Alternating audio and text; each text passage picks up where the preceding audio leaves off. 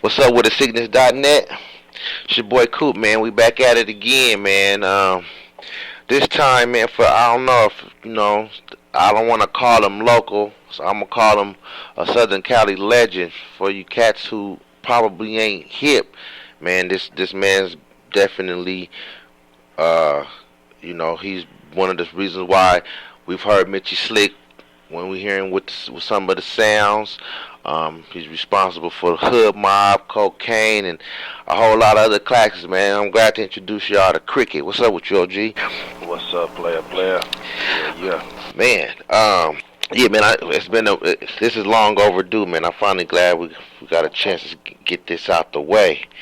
But man, this is the time to get inside the mind of Cricet. We was just talking to you not too long ago at the show you did with Dub C and them. If y'all missed that, y'all, it's a video up, Dub C live performance by Fat Boy Music and whatnot. We asked Cricet a few questions there, but I guess we want to go ahead and get the full length here. Are you right here on this one?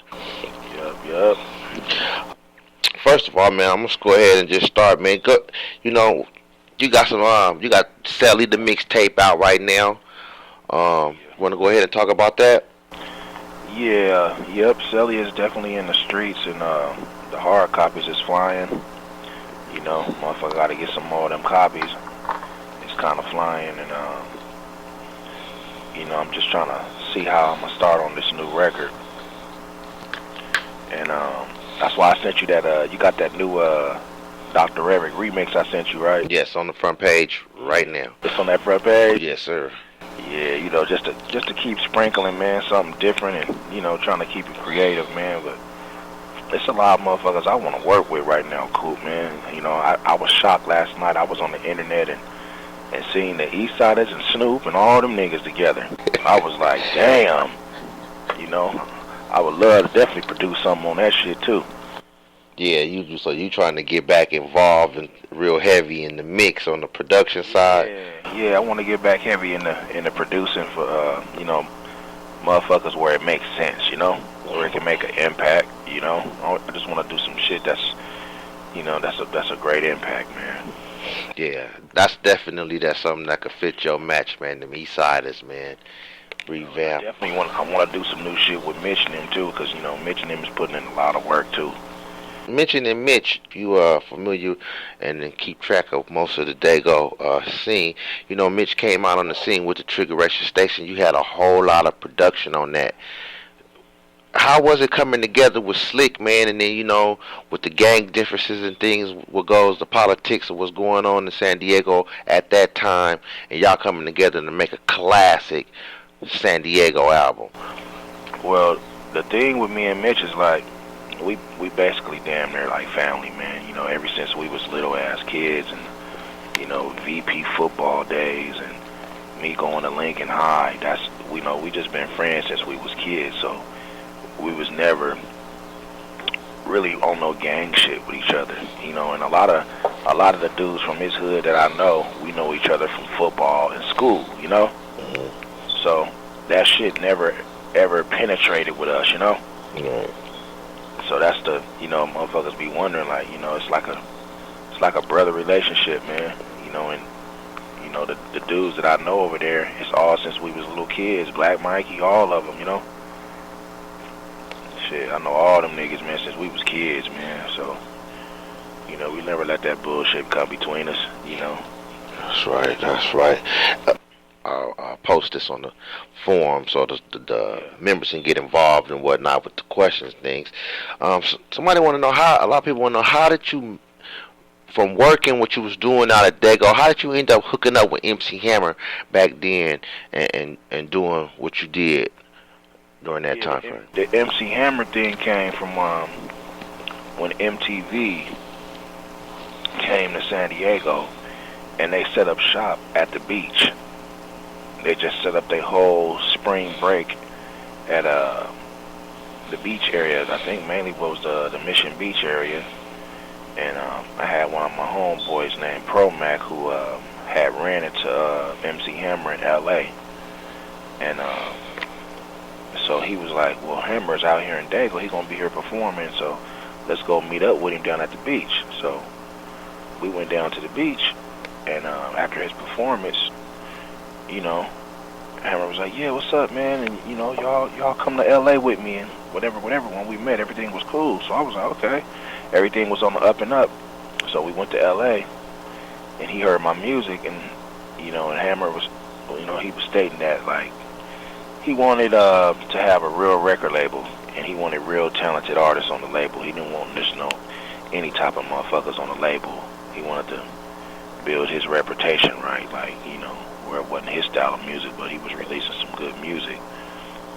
And once we got on the label, you know, I brought Steve along with me because Steve can hold his own weight. He was talented as an artist and a producer. And you know, Hammer released my single, Flossin'. Remember when Video Jukebox was out? Mm-hmm. And my video went #1 in New York City on Video Jukebox. So everything was going good, you know. And you know, I played him one of Steve Vicious songs, and I said, Hammer, you should take this song that Steve did called Sultry Funk, put your lyrics to it, and it'll be a good hit for you, you know. So I had to, you know, that was originally Steve's song, and you know, I just wanted to get the crew involved and get it all going, you know. You know, Hammer gave me the power to do my little Puff Daddy move, you know. And that's how that got started, and everything was going well, you know, until he just had so many of the wrong people in his camp. You know, he didn't really have too many people that was talented in his camp at that time. You know, he had these writers named Deuce. They was pretty talented, and there wasn't too many other talented people.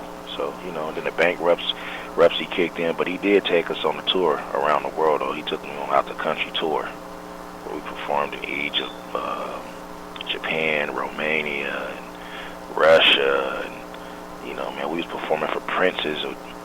Motherfuckers had they face on their own money, man. Crazy shit, you know.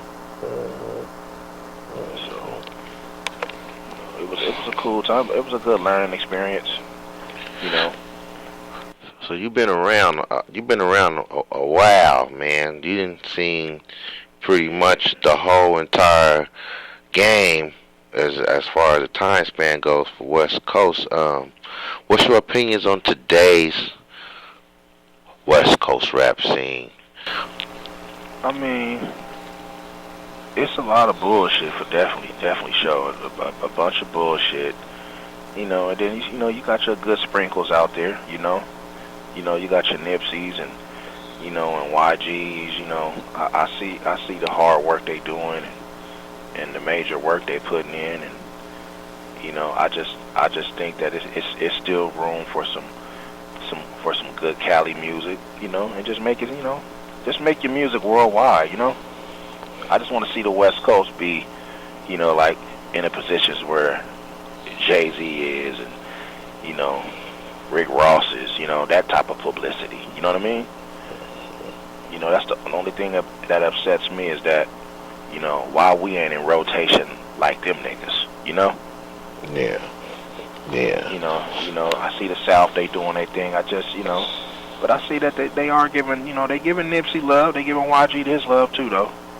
They doing it, but I'm just saying we just need more. It's a lot of more talent that can be flooding the market just a little better, you know.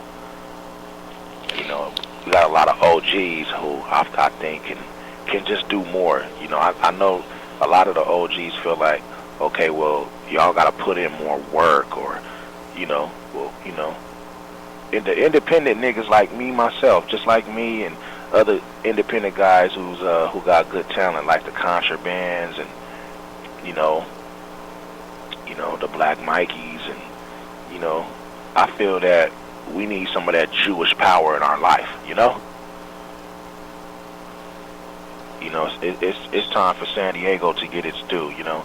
J.O. Felony did what he did, and, you know, we started off together too. You know what I mean? You know, I mean, the state of San Diego rap right now is, you know, the music is good, everything is perfect. We just need, it's time for the power to come behind us. We need some of the Jewish power. Jewish power, period. We need some Jewish power, you know, because there's money to be made. There's money to be made. There's beats to be made, you know, because I'm I'm ready to produce everybody. You know, I'm ready to go ham like how Teddy Riley went ham in the, you know, in the 90s. You done dropped the project, Sally. You dropped Sluts.com right before that, where you was, you know, you took it to another level. You wasn't just rapping, you was funkful, soulful. You know, when I did the Sluts.com album because I wanted to, you know, I wanted to show a different side. You know, I'm into R&B, I'm into funk.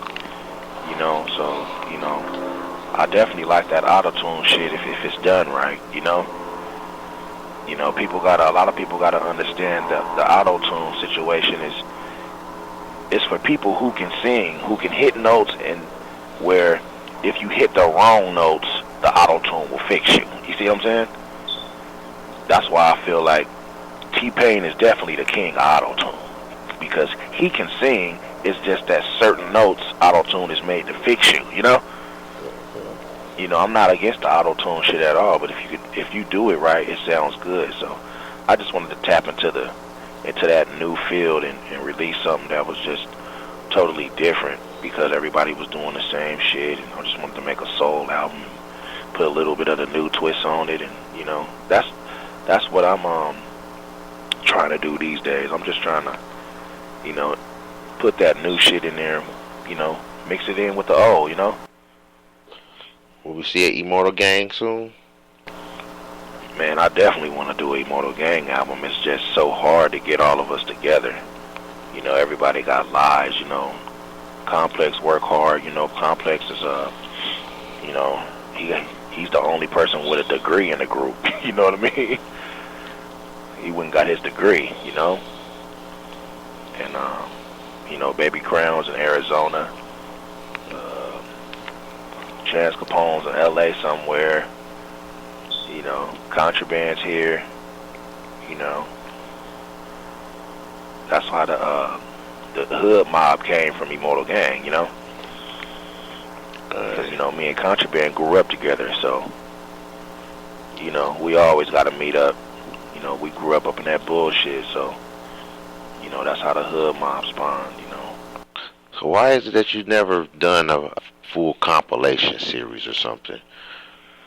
Yeah, people been asking me that. They've been like, Cricket, man, give us a Southeast record, or, you know, I know I'm gonna end up doing one eventually. I just wanna get to some worldwide shit too. You know, I did a hot single with your boy too, man. Your boy Reese Lowe. He from your area, right? Yeah. Yeah, me and Reese Lowe got a bomb ass single coming out on his album, man. That shit bomb as a motherfucker. Yeah, we just dropped this little EP, Street Associate, available on iTunes right now, y'all. Okay. Six Shop coming soon, y'all.